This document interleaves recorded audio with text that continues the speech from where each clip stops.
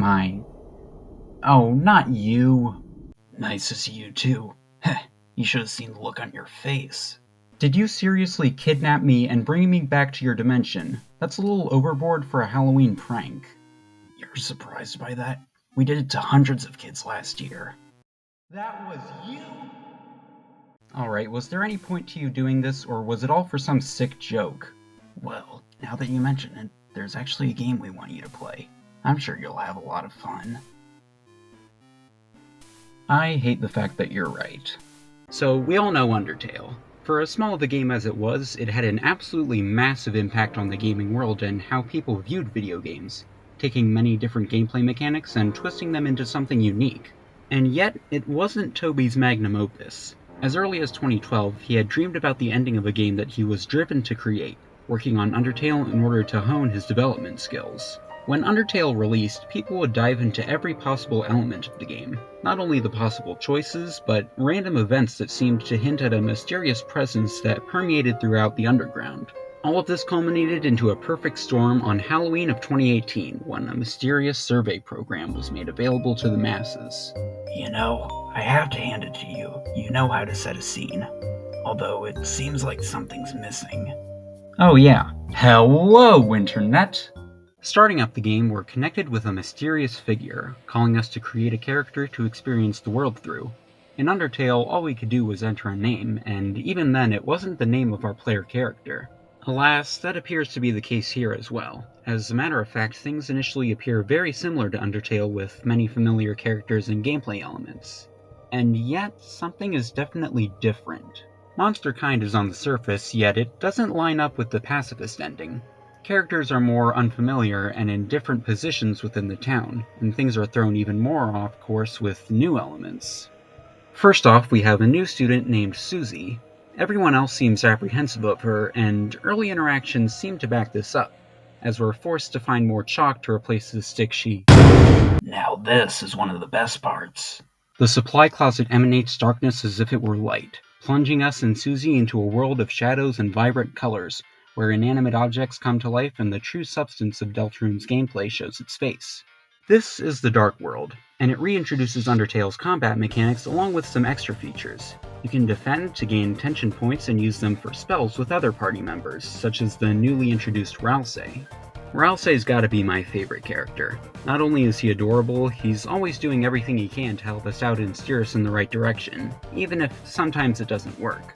This entire plot invokes the feelings of partaking in a pretend game with others, and it gives Susie an outlet to express herself she previously didn't have, allowing her to open up and reveal her true colors for the better. However, we have one character who remains shrouded in mystery, the character we take control of, Chris.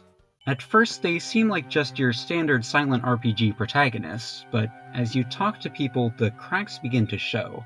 They're not acting how they normally would. And right at the end of Chapter 1,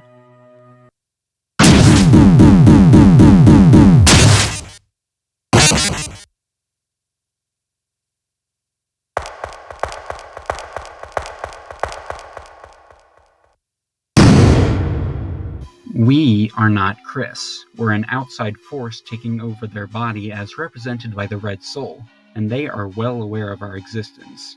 Chris is desperate to be free from our control, no matter what it takes. Freedom is an especially important theme in Deltarune, as you can encounter a secret boss named Jevil locked away in the castle dungeon, claiming he's the only one truly free. Interesting. What is? Have you ever considered the possibility of being in a similar situation?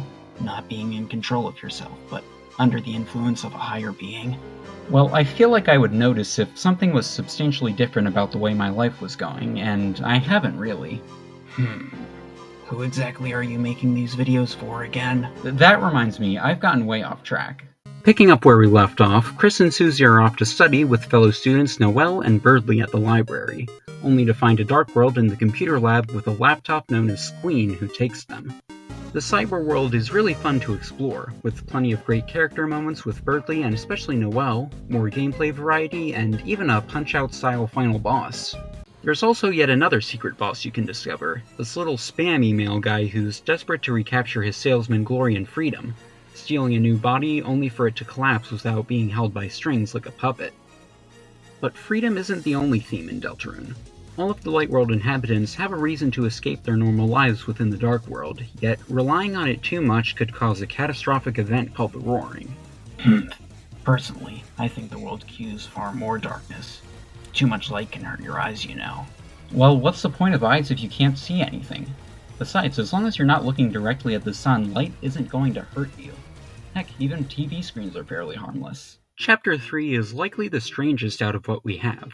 There are photos and 3D models spliced in with the pixel art, and exploring the Dark World and fighting Darkners take a bit of a backseat. Instead, we have a bunch of different minigames, quizzes, and this Zelda-esque board to explore with our friends, which was honestly really cool and actually felt like I was playing with other people.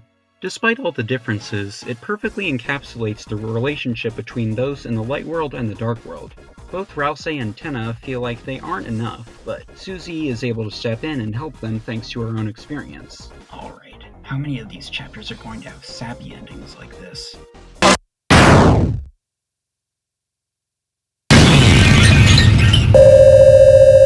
Hell yeah, now we're getting somewhere. You want me to talk about the game or not? This is the Roaring Knight, creator of the Dark Fountains and main antagonist of the game. Its goal is seemingly to bring about the end of the world, and at this point of the game you wouldn't stand a chance against it. That is, unless you find a secret game board in the S-rank room. Unlike the previous boards, you actually attack the enemies like any other game, but they look familiar. Continuing on, you can find a white mage that freezes the enemies with ice, a city where you have to attack Susie and Rouse, and an especially difficult boss you need to fight in order to obtain the gear needed to beat the knight. However, your game character can't reach the chest. What it can do is leave the game world and make room for Chris to enter it and grab the Shadow Mantle. This is more terrifying than most horror games out there. How can that be scary to you in the slightest? You live with 3 video game characters and travel to different game worlds every other month. You know I haven't gone to a game world in over a year, right? And finally, we come to Chapter 4, the most important one in terms of story. The legend of Deltarune we've heard about since the beginning is finally laid out in full, serving as the town's religion.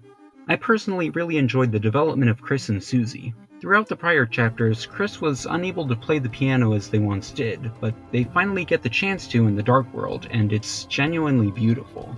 Similarly, Susie wasn't very confident about her healing magic she learned in Chapter 2, but after some encouragement and teaching from the returning Gerson Boom, she finally gains that confidence. Gerson is quite the interesting character in this game.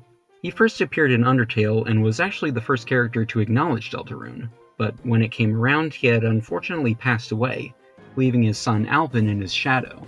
You see, Gerson was the author of the acclaimed book series Lord of the Hammer, based on the prophecy and establishing a legacy that was quite intimidating, unfortunately discouraging any continuation of the story.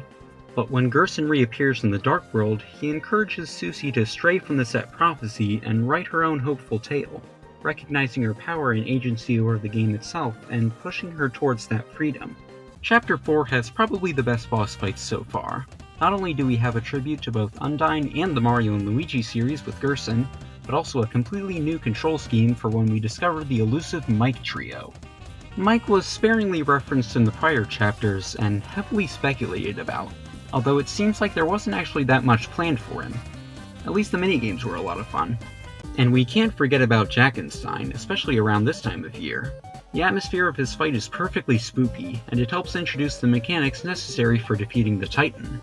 In my opinion, Deltarune is one of the best games out there. It has a great sense of humor and a compelling narrative backed up by an incredible score. And the best part? We're only at the halfway point. There's still more to come. Is it truly a pleasant experience? What do you mean by that? You can interact with this world only through an unwilling host. They are completely without agency, barring the few moments where you can be removed. This world is in the palm of your hand, and it knows that full well. I think I finally understand why Chapter 3 scared you so much. You're well aware of how much more connected we are to this world, and terrified of them finding out about it. Can you please not interrupt me anymore? Very well. Proceed.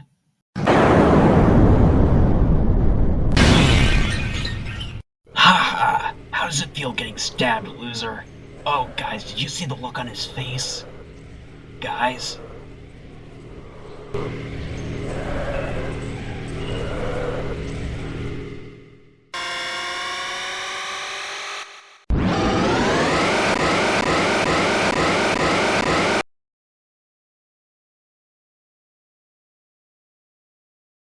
Alright, I think that's enough Halloween for one year.